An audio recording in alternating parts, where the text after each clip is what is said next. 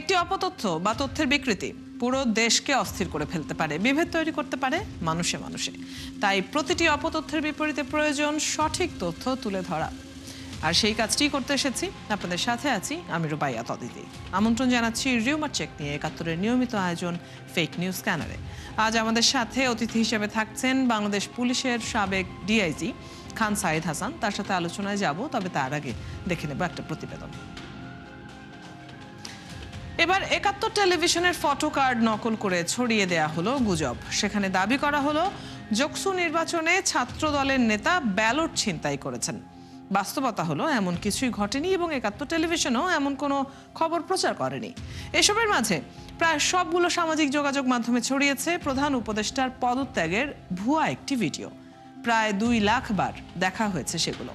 শুধু তাই না, সংঘবদ্ধ গুজবের শিকার হয়েছেন স্বরাষ্ট্র উপদেষ্টা সহ বিশিষ্টজনরা। দর্শক চলুন কয়েকটি ফ্যাক্ট চেক দেখে নেই শুরুতেই। জকসু নির্বাচনে ব্যালট বাক্স ছিনতাই করতে গিয়ে ছাত্র দলের নেতা আটক হয়েছেন। একাত্তর টেলিভিশনের ডিজাইন সংবলিত এমন একটি ফটো কার্ড সামাজিক যোগাযোগ মাধ্যমে ছড়িয়ে দেওয়া হয়েছে। তবে সঠিক তথ্য হলো এমন শিরোনামে একাত্তর টিভি কোনো ফটো কার্ড বা সংবাদ প্রকাশ করেনি এবং এমন কোনো ঘটনা ঘটেওনি। মূলত একাত্তর টিভির ফেসবুক পেজে প্রচারিত একটি ফটো কার্ড ডিজিটাল প্রযুক্তির সহায়তায় নকল করে এই ভুয়া ফটো কার্ডটি তৈরি করে গুজব ছড়ানো হয়েছে। অপরদিকে প্রধান উপদেষ্টা ডক্টর মোহাম্মদ ইউনূস পদত্যাগ করছেন এমন দাবিতে একটি ভিডিও সামাজিক যোগাযোগ মাধ্যমে প্রচার করা হয়েছে। মুহূর্তে তা ভাইরাল। পরে এটি যাচাই করে রিউমার স্ক্যানার টিম নিশ্চিত করে দাবিটি মিথ্যা। অন্তর্বর্তীকালীন সরকারের প্রধান উপদেষ্টার পদত্যাগের খবরটি গুজব। প্রকৃতপক্ষে ভিন্ন ভিন্ন ঘটনার কয়েকটি পুরনো ভিডিও যুক্ত করে আলোচিত দাবির ভিডিওটি তৈরি করা হয়েছে। ওদিকে স্বরাষ্ট্র উপদেষ্টা নাকি বলেছেন জুলাই যোদ্ধারা যতই অপরাধ করুক তাদের গ্রেফতার করা যাবে না। এই পোস্ট প্রচার করে বিভিন্ন ফেসবুক অ্যাকাউন্ট থেকে আপত্তিকর ক্যাপশনে স্বরাষ্ট্র উপদেষ্টাকে আক্রমণ করে মন্তব্য করা হয়।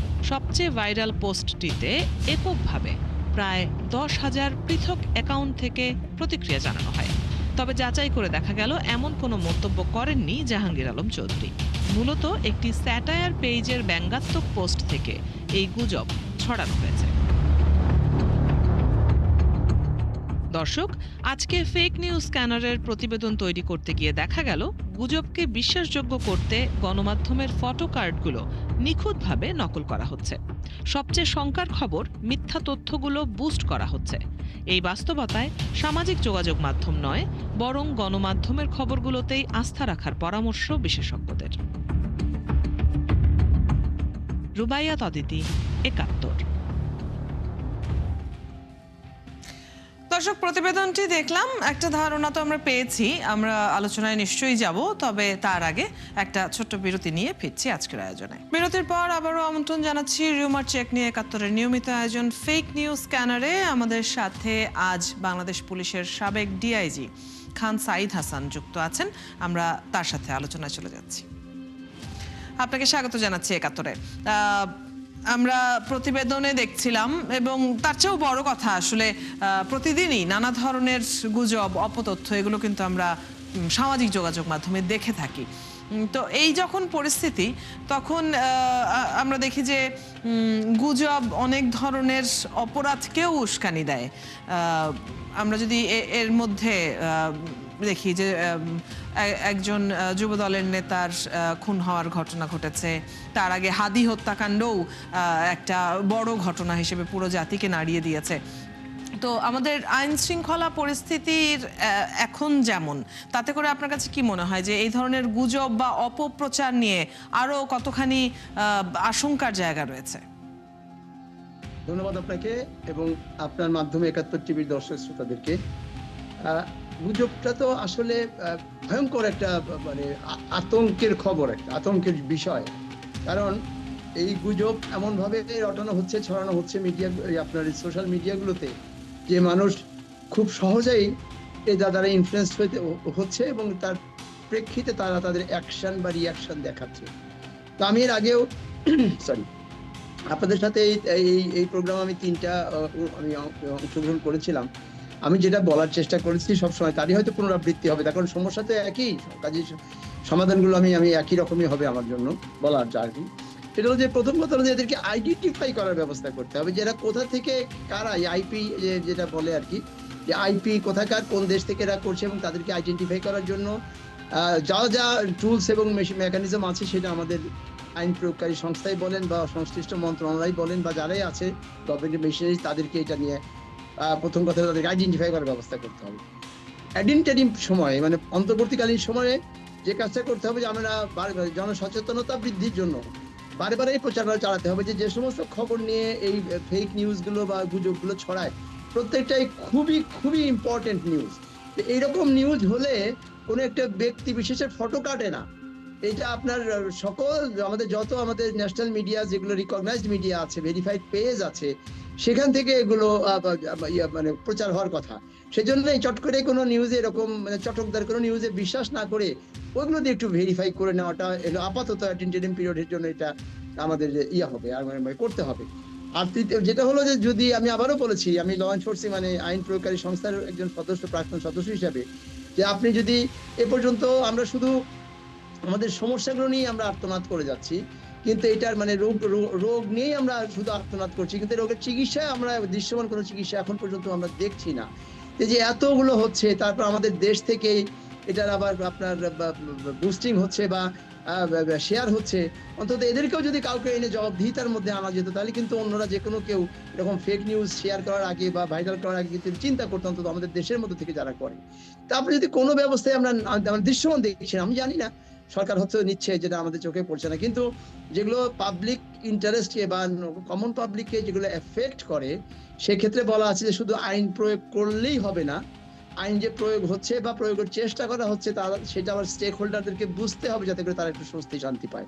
তা আমরা এরকম কোনো কিছু দেখছি না, তো যার ফলে যে শুধু বলেই যাচ্ছি যে জনগণকে সচেতন হতে হবে, জনগণকে সচেতন হতে হবে। তো সচেতনতার একটাই রাস্তা হলো যে নিউজটাকে ভেরিফাই করে নেওয়া। আপনি যেহেতু আইন প্রয়োগের প্রসঙ্গে বললেনই, সেক্ষেত্রে একটু আমরা যদি আলোচনাটা এদিকে নিয়ে যাই, যে অনেক সময় আমরা দেখি যে কোনো ভুক্তভোগী যখন অভিযোগ জানাচ্ছেন, সেই ক্ষেত্রে আইন শৃঙ্খলা বাহিনী কোনো পদক্ষেপ নেয়, কিন্তু গুজবের শিকার হয়ে অনেকেই হয়তো আচ্ছা এটা সোশ্যাল মিডিয়াতে চলছে, অসুবিধা নাই, এটা একসময় ধামাচাপা পড়ে যাবে, অথবা আর একটু হালকাভাবে হয়তো নেয়ার একটা প্রবণতা রয়েছে। সেই ক্ষেত্রে আইন শৃঙ্খলা বাহিনী কি স্বপ্রণোদিত হয়ে পদক্ষেপ গ্রহণ করা বা এই ধরনের যারা গুজব ছড়াচ্ছে, যারা অপপ্রচার করছে, তাদেরকে আইনের আওতায় আনা, তাদেরকে গ্রেপ্তার কিংবা আটকের কোনো পদ্ধতি কি রয়েছে? অবশ্যই আছে। আপনার রাষ্ট্রের কাজটাই তো হলো জনকল্যাণের জন্য যা যা কিছু করা দরকার রাষ্ট্র সেটা করবে। তাতে করে কেউ যদি রাষ্ট্রের ক্ষতি, আর এই সমস্ত নিউজে তো কোনো ব্যক্তি বিশেষ ক্ষতিগ্রস্ত হচ্ছে না, এটা কালেকটিভলি পুরো জাতি ক্ষতিগ্রস্ত হচ্ছে। কাজে সেই ক্ষেত্রে কোনো ব্যক্তির চাইতে এই ক্ষেত্রে রাষ্ট্রের দায়িত্বটা হলো বেশি, যে তারা রাষ্ট্র নিজে স্বপ্রণোদিত হয়ে তারা ব্যবস্থা নিবে। ওয়েল, যদি কেউ সুনির্দিষ্টভাবে কোনো অভিযোগ দেয়, তাতে হয়তো কাজটা করতে রাষ্ট্রের জন্য সহজতর হবে এবং স্বল্প সময় ব্যয়ে হয়তো কাজটা করা যাবে। কিন্তু কেউই যদি কোনো অভিযোগ না দেয়, সেক্ষেত্রে তো যেহেতু ক্ষতিগ্রস্ত হচ্ছে জাতি বা রাষ্ট্রের নাগরিকরা, এই রাষ্ট্রকে এটা ব্যবস্থা নিতে হবে, এটার তো কোনো বিকল্প নাই। এই ক্ষেত্রে আমরা অনেক সময় দেখি যে গুজব যারা ছড়াচ্ছে তারা অনেকেই দেশের বাইরে অবস্থান করছে, যেহেতু সোশ্যাল মিডিয়া একটা গ্লোবাল প্ল্যাটফর্ম, সেখানে গুজব ছড়ানো সম্ভব খুব সহজেই দেশের বাইরে থেকেও। তাদের ক্ষেত্রে আইন শৃঙ্খলা বাহিনী, আইন প্রয়োগকারী সংস্থাগুলো কি ধরনের কাজ করতে পারে? এই জায়গাটাতে আমাদের আইন শৃঙ্খলা বাহিনী একটা বড় ধরনের লিমিটেশন আছে, এটা আমি সবসময় বলি। কিন্তু আমার কথাটা হলো যে কোনো সমস্যা থাকলে তো সেটা সমাধান বের করতে হবে। আপনি দেখবেন পৃথিবীতে যত আবিষ্কার, আগে কিন্তু মানুষের প্রয়োজন অনুভূত হয়েছে, তারপরে সেই প্রয়োজনটাকে অ্যাড্রেস করার জন্য মানুষ আবিষ্কার করেছে। তো এই যে আপনি গ্লোবাল ক্রাইমের কথা যেটা বললেন, এটা হয়তো আজ থেকে 10 বছর আগে আমাদের দেশে ছিল না, যার জন্য আমাদের দেশের আইন প্রয়োগ আইন এবং সংস্থাগুলো এই ব্যাপারে অতটা ওয়াকিবহাল না। কিন্তু যেহেতু এখন এটা হয়েছে, কাজেই জাতীয়ভাবে না পারলেও আন্তর্জাতিকভাবে বা অন্য জায়গায় যে সমস্ত দেশ বা যে সমস্ত সংস্থা এটার সাথে এটার ব্যাপারে এক্সপার্ট, তাদের সাহায্য নিয়ে হলেও এটাকে কিভাবে লোকেট করা যায়, কিভাবে এটা করা যায়, তো বের করতে হবে, নাহলে তো আমরা ধ্বংস হয়ে যাব, এবং বের করার দায়িত্ব রাষ্ট্রের। আপনার কি মনে হয় নির্বাচন যত এগিয়ে আসছে তত এইসব গুজবের পরিমাণ তো বাড়তে দেখছি আমরা প্রতিদিনই, সেক্ষেত্রে আইন শৃঙ্খলা পরিস্থিতি অবনতির আশঙ্কা করেন কিনা? ইয়েস, এটা হলো যেহেতু সামনে নির্বাচন এবং নির্বাচনটা একটা বিরাট কর্মযজ্ঞের বিষয়, এতে করে সবাই আইন শৃঙ্খলা রক্ষাকারী বাহিনীর সদস্যরা এবং সরকারের অন্যান্য অর্গানগুলো সবাই ব্যস্ত থাকবেন। সেই ক্ষেত্রে তো ওই ক্রিমিনালরা বা অপরাধীরা সুযোগ নেবেই এবং এই গ্যাপটার মধ্যে তারা ঢুকে যাবে। তো সেই জন্য আমি ঘুরে ফিরে আবার একই কথা, যে এই জন্য আমাদের পরিকল্পনা সেভাবে নিতে হবে, করতে হবে এবং সেভাবে আমাকে ঢেলে সাজাতে হবে, মানে আমাদের পরিকল্পনা, যাতে করে যে এই সিচুয়েশনের ক্ষেত্রে যেন আমরা এই ব্যবস্থা নিতে পারি। না হলে তো মানে কি বলবো, হবে না কিছু, না আসলে তো বিপদের আশঙ্কা দেখতে পাচ্ছি আমি। সাধারণ মানুষ তারাও আসলে নানান সময়ে আশঙ্কা প্রকাশ করছেন, বিশেষ করে গুজব এত সহজে ছড়ায় এখন। একটা আইডি যদি ডিসেবলও করা হয় তাহলেও নতুন নতুন আইডি খুলে নতুন নতুন গুজব ছড়ানো খুব একটা কঠিন কিছুও না। এই সময়টাতে এসে সচেতনতার পাশাপাশি জনমনে যেন আশঙ্কা দূর হয়, একটা স্বস্তি যেন ফিরে আসে, সেই ব্যবস্থা আপনি যেমনটি বলছিলেন যে এটা রাষ্ট্রের দায়িত্ব এবং আমরা নিশ্চয়ই প্রত্যাশা করব রাষ্ট্র সেই দায়িত্ব পালনে এগিয়ে আসবে। আপনাকে অনেক ধন্যবাদ আজ আমাদের সাথে যুক্ত হয়ে সময় দেবার জন্য। দর্শক, আমাদের সাথে বাংলাদেশ পুলিশের সাবেক ডিআইজি খান সাঈদ হাসান এতক্ষণ যুক্ত ছিলেন। আপনারা আছেন ফ্যাক্ট চেক নিয়ে একাত্তরের নিয়মিত আয়োজন ফেক নিউজ স্ক্যানারে। প্রতিদিন আমরা রিউমার দূর করতে হাজির হব ঠিক একই সময়ে একইভাবে। আপনারাও যুক্ত হতে পারেন, যে কোনো খবর যদি আপনাকে সংশয় ফেলে সেটির একটি স্ক্রিনশট আমাদেরকে মেইল করতে পারেন fns.71tv@gmail.com অথবা ফেসবুকে যোগাযোগ করুন www.facebook.com/fake-news-scanner। আমরা সেই তথ্যের ফ্যাক্ট চেক করে আপনাদের জানাবো।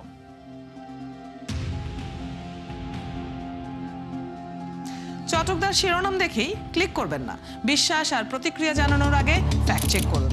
থাকুন একাত্তরের সাথে।